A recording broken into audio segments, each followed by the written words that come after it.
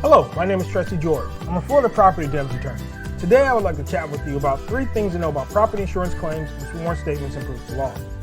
But before I get to that, if you know any homeowners, business owners, or property owners that would find this video useful, please share it with them. Okay, let's chat about 3 things to know about property insurance claims and sworn statements and proof of loss. Number 1, generally a sworn statement of proof of loss is a statement related to how much you believe your damages are with respect to your insurance claim. The document is typically sworn to and signed by you under penalties of perjury. Number 2, typically your insurance policy will require you to submit a proof of loss upon request by your insurance company or within a set number of days following your loss.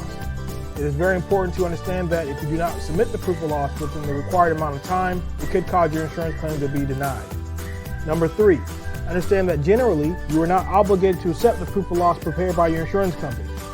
You can revise and input your own amounts into the proof of loss if you believe your amounts are correct with respect to your damages. You should also submit information and documentation supporting the amounts referenced in your proof of loss to your insurance company. Now, in the event you are dealing with a denied, delayed, or underpaid insurance claim, or have a question about proof of losses, and you would like to chat about the same, you can schedule a free consultation with me at TressieGeorge.com. And again, I would like to thank you for taking the time to watch this video.